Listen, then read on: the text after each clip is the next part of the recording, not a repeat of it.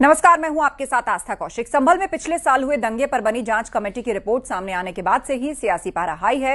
Report के मुताबिक संभल में डेमोग्राफी बदलने की साजिश रची गई थी, लेकिन 2017 में योगी आदित्यनाथ के सीएम बनने के बाद से संभल हिंदुओं का पलायन रुका है। कानून व्यवस्था पर हिंदुओं का भरोसा जागा है। योगी सरकार में दंगा करने वालों पर लगाम लगी है और सख्त कानून व्यवस्था के साथ साथ संभल में विकास योजनाओं का सिलसिला शुरू हुआ और इन सब चीजों का नतीजा ये रहा कि संभल से हिंदुओं का पलायन रुका है। कानून का इकबाल मजबूत हुआ और दंगाई जेल में भेजे गए। तो योगी सरकार में जिहादी एजेंडे पे किस प्रकार ब्रेक लगा है, वो सब कुछ संभल मुद्दे पर जो कमेटी बनाई गई उसकी रिपोर्ट में सामने आया है। 2017 के बाद हिंदुओं का पलायन रुका, योगी सरकार में दंगा करने वालों पर लगाम लगी, कानून व्यवस्था पर हिंदुओं का भरोसा जागा है। 68 पौराणिक तीर्थ स्थल मुक्त कराए गए हैं, 19 प्राचीन कूप कब्जा से मुक्त कराए गए हैं। ये सब कुछ संभल में हुआ है। कानून व्यवस्था पर लोगों का भरोसा वापस जागा है। 450 पेजेस की रिपोर्ट है जो कमेटी ने फाइल की है मुख्यमंत्री को, और उसके माध्यम से चौंकाने वाली बात सामने आई है। सिर्फ इतना ही नहीं, एक वक्त में जो संभल था वो अलकायदा का एक रिक्रूटमेंट हब बन गया था। बहुत से आतंकी संगठन जो थे वो संभल में बाकायदा आतंकियों को भर्ती करने के लिए रिक्रूटमेंट सेल चला रहे थे। संभल उनकी पनाहगाह बना हुआ था। उनको ट्रेनिंग के लिए कहां भेजा जाएगा, किसको आतंकी कैंप में शामिल किया जाएगा, ये सब कुछ संभल में हो रहा था। कमेटी की रिपोर्ट में इसका भी जिक्र है। हमारे सहयोगी संकेत मिश्रा लखनऊ से हमारे साथ जुड़ रहे हैं, उन्हीं से चर्चा कर लेते हैं। संकेत, 450 पेजेस की ये रिपोर्ट है और कई बड़े खुलासे इसमें हुए हैं, चाहे वो संभल को लेकर हो, आतंकी रिक्रूटमेंट सेल को लेकर हो, और या फिर कानून के इकबाल की बात हो। बिल्कुल जाहिर सी बात है कि संभल जांच आयोग की रिपोर्ट जब सामने आई तो हैरान करने वाले खुलासे हुए। दरअसल वैश्विक आतंकवाद की जड़ें संभल में निकलकर सामने आई। जो पूर्ववर्ती की सरकारें थी और इसके अलावा जो बर्क फैमिली थी, इनकी भूमिका पूरी तरीके से, जो वहां पर दंगे हुए, जो दंगे के आरोपी रहे, उनको संरक्षण देने की भूमिका रही। ये रिपोर्ट में सीधे तौर पर लिखा हुआ है।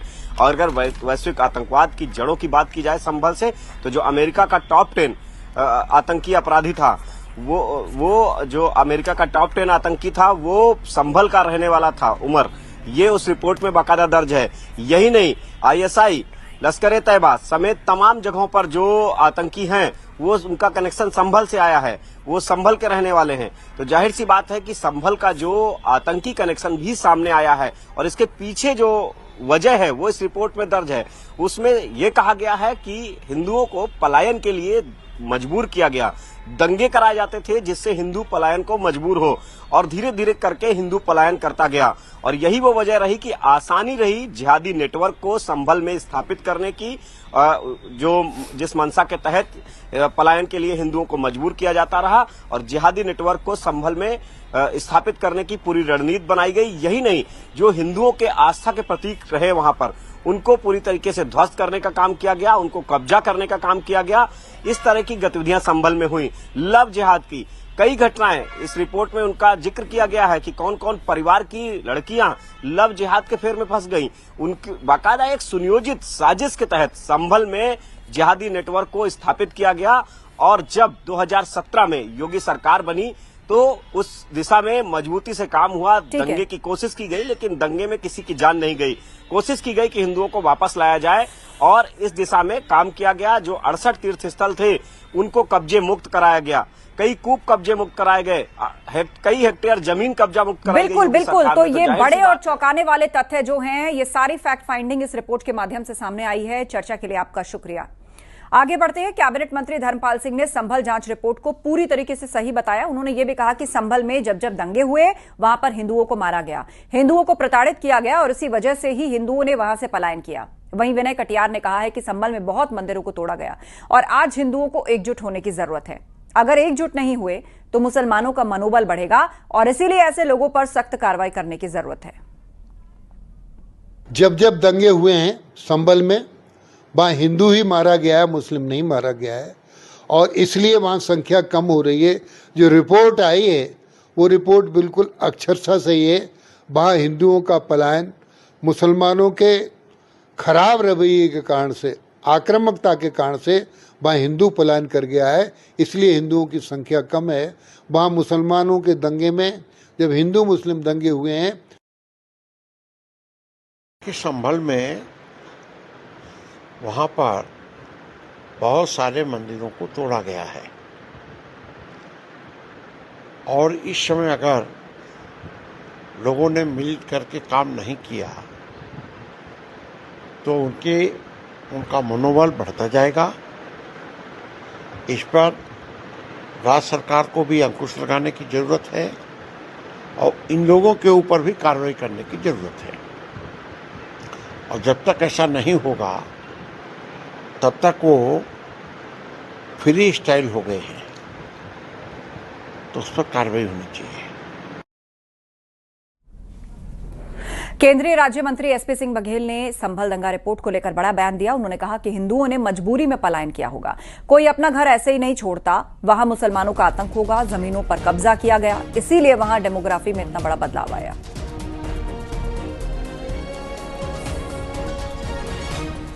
अंग्रेजी में कहावत है मेजोरिटी ऑफ द माइनॉरिटी। मुसलमान इस देश में अल्पसंख्यक कहलाते हैं, लेकिन संभल में वो बहुसंख्यक पिछले 50 साल में हो गए हैं। और ऐसा पलायन कोई मन से, कोई अपना घर बहुत ही मजबूरी रही होती है, वरना कोई अपना गांव और घर नहीं छोड़ता है। आतंक रहा होगा, लड़कियां छेड़ी गई, जमीनों पे कब्जे किए गए, पहला मकान बाजार मूल्य से अधिक पे लेते हैं ये लोग, फिर दूसरा रिश्तेदार आता है, तीसरा आता है, लास्ट में अपनी संख्या इतनी हो जाती है कि आखिरी वाला औने पौने में ही बेच के डर के मारे चला जाता है। तो जो आप रिपोर्ट में कहना चाहते हैं कि वहाँ हिंदुओं की संख्या कम हो गई, वो रिपोर्ट अभी प्रकाशित ना हुई हो, लेकिन मैं अपने व्यवहारिक ज्ञान से कह रहा हूँ।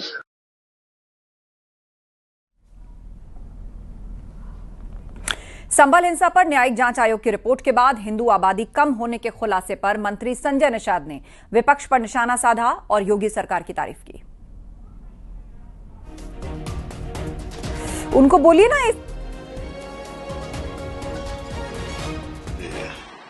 ये दुर्भाग्य है कि आज के दिन में इतने लंबे अंतराल पर भारत देश आजाद हुए 75 साल हो गए, लेकिन किस तरीके से तुष्टीकरण की नीति अपना के वहां की संख्या घटाई गई और दंगे कितने हुए, 15 दंगे हुए। तो ये आगे न हो, इसके लिए मैं माननीय मुख्यमंत्री जी को उस बयान पर मैं धन्यवाद देता हूं कि कम से कम उन्होंने इसको जांच कराई और सच्चाई सामने सबको लाया। जनता को इस चीज को समझना चाहिए और अगले इलेक्शन में उसका कामयाब विपक्ष। संभल हिंसा पर न्यायिक जांच आयोग की रिपोर्ट में हिंदू आबादी कम होने के खुलासे से विश्व हिंदू रक्षा परिषद गुस्से में है।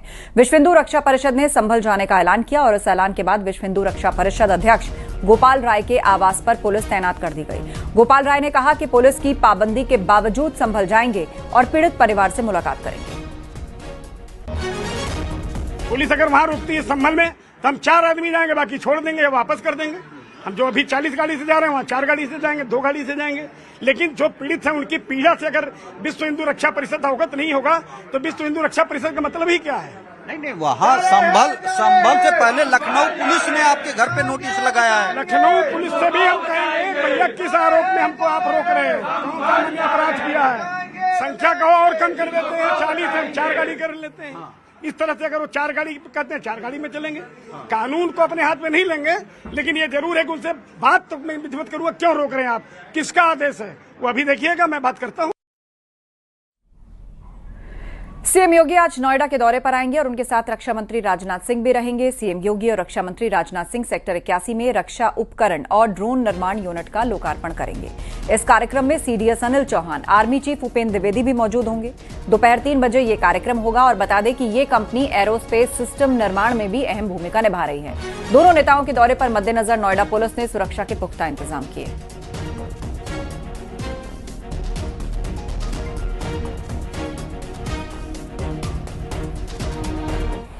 नोएडा में मंत्री अश्वनी वैष्णव ने मोबाइल में इस्तेमाल होने वाला टेम्पर्ड ग्लास मैन्युफैक्चरिंग यूनिट का उद्घाटन किया। सेक्टर 68 में मैन्युफैक्चरिंग यूनिट का उद्घाटन किया गया। इस मौके पर अश्वनी वैष्णव ने कहा कि पीएम मोदी के मेक इन इंडिया के तहत इलेक्ट्रॉनिक प्रोडक्शन 6 गुना बढ़ा है और एक्सपोर्ट 8 गुना बढ़ा है। 11 सालों में इलेक्ट्रॉनिक इंडस्ट्री लगातार ग्रो कर रही है। इलेक्ट्रॉनिक संबंधित आइटम जैसे लैपटॉप, राउटर, हार्डवेयर का निर्माण बड़े स्तर पर भारत में होने जा रहा है। केंद्रीय मंत्री अश्वनी वैष्णव ने कहा कि मोबाइल में इस्तेमाल होने वाले टेम्पर्ड ग्लास इंपोर्ट होते थे। मैन्युफैक्चरिंग यूनिट से 2.5 करोड़ टेम्पर्ड ग्लास भारत में बनेंगे।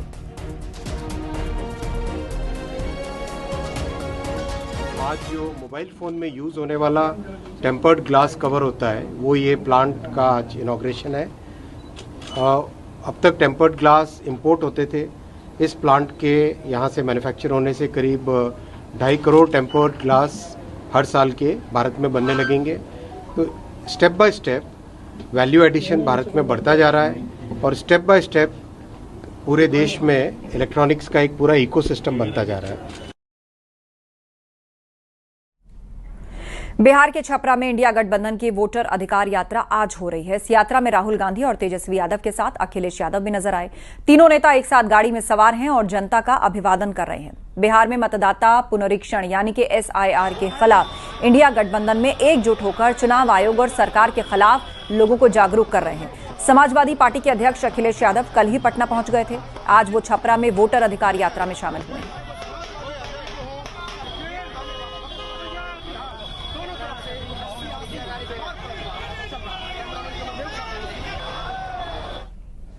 सुल्तानपुर पहुंचे मंत्री ओम प्रकाश राजभर ने अपने विभाग के कामकाज को लेकर समीक्षा बैठक की और उसके बाद मीडिया से बात करते हुए उन्होंने कांग्रेस पर निशाना साधा। उन्होंने राहुल के मंच पर पीएम और उनकी मां पर टिप्पणी की निंदा की। उन्होंने तंज कसा कि ये बयान इस बात को दिखाता है कि दगे हुए कारतूस इकट्ठा हो रहे हैं। उन्होंने नेहरू पर वोट चोरी का आरोप लगाया।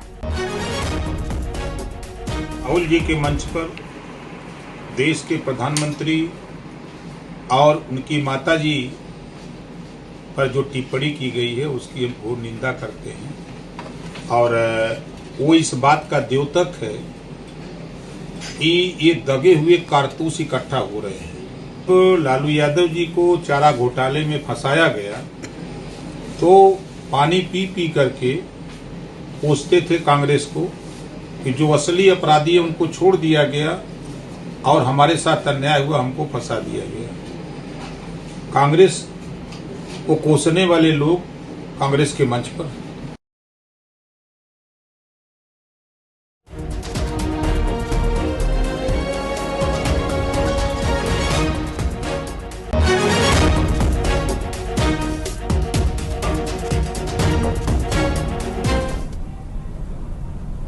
सीएम योगी का तृणमूल कांग्रेस पर बड़ा हमला। टीएमसी की गृह मंत्री पर टिप्पणी अक्षम्य, ये सीएम योगी ने कहा। तृणमूल कांग्रेस की टिप्पणी घोर निंदनीय है। तृणमूल कांग्रेस देश से माफी मांगे। असंसदीय टिप्पणी के लिए माफी मांगे टीएमसी और टीएमसी के राजनीतिक कुसंस्कार सामने आए। आपको बता दें टीएमसी सांसद महुआ मोइत्रा ने अमित शाह पर विवादित टिप्पणी की जिसके बाद से बीजेपी हमलावर है।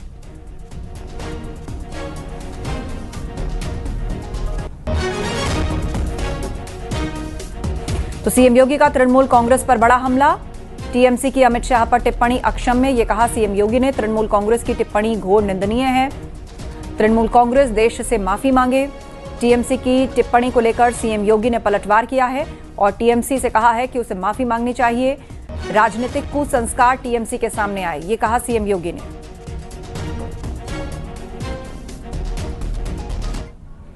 एमएलसी चुनाव की तैयारी पर बीजेपी की बैठक। भूपेंद्र चौधरी की अध्यक्षता में अहम बैठक। यूपी में 11 एमएलसी सीटों पर होना है चुनाव।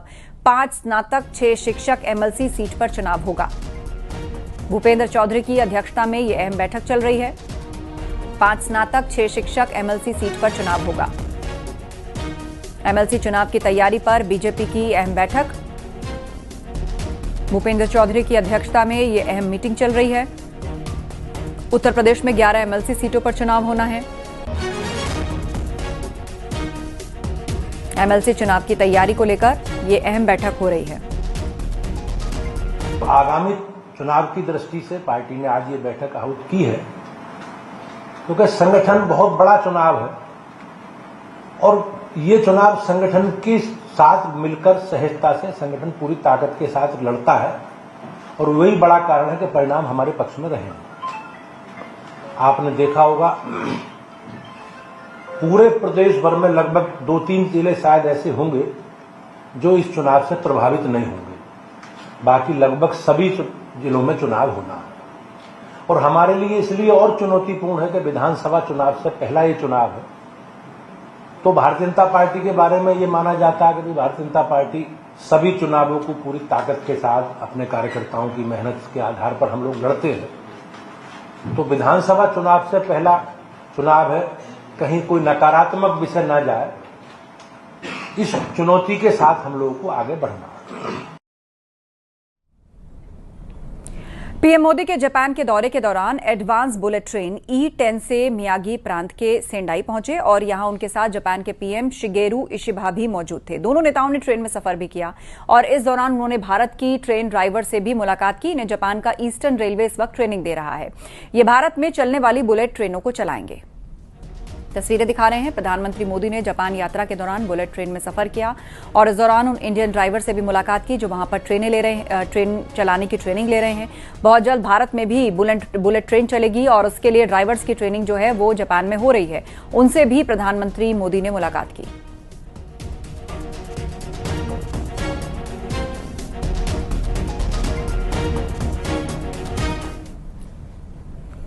खबर अयोध्या से है। भारतीय क्रिकेट टीम के खिलाड़ी करण शर्मा अपने पूरे परिवार के साथ अयोध्या धाम पहुंचे। उन्होंने भगवान रामलला और हनुमानगढ़ी में दर्शन पूजन किया।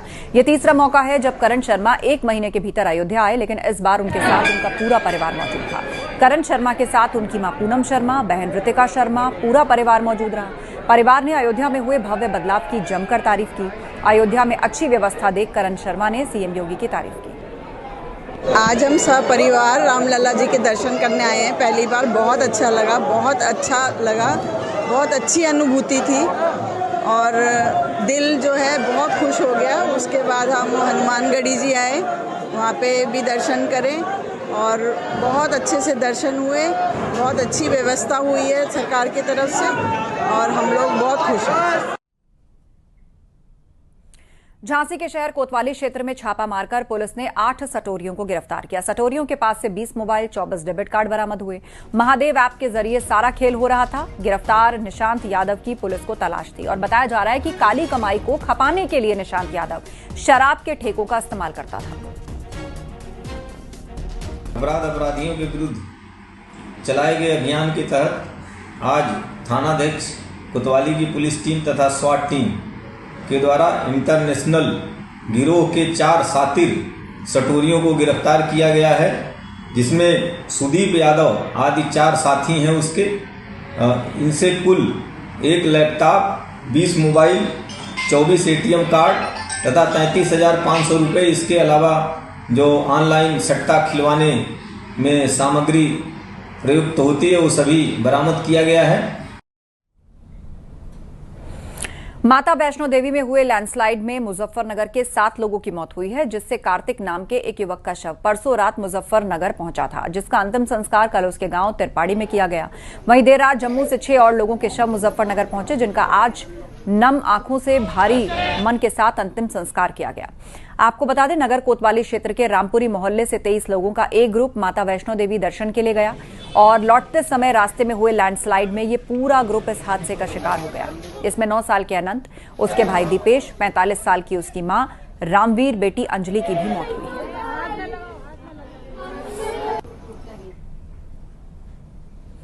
अमरोहा के थाना आदमपुर क्षेत्र में दहेज प्रताड़ना से तंग आकर एक गर्भवती महिला ने आत्महत्या कर ली। पुलिस ने शव को पोस्टमार्टम के लिए भेज दिया। मृतक महिला के भाई ने ससुराल के लोगों पर दहेज के लिए परेशान करने और मारने पीटने का आरोप लगाया। साथ ही मृतक महिला के भाई का कहना है कि शव अब बरामद हुआ है, लेकिन मेरी बहन 26 अगस्त से लापता थी और शिकायत के बाद भी पुलिस ने कार्रवाई नहीं की।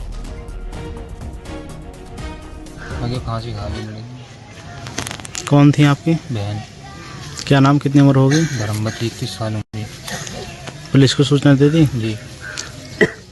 अच्छा, कोई चीज सामने आई, क्यों लगाई फांसी? ये शादी ससुराल की वजह से लगाई। ससुराल में परेशान थी।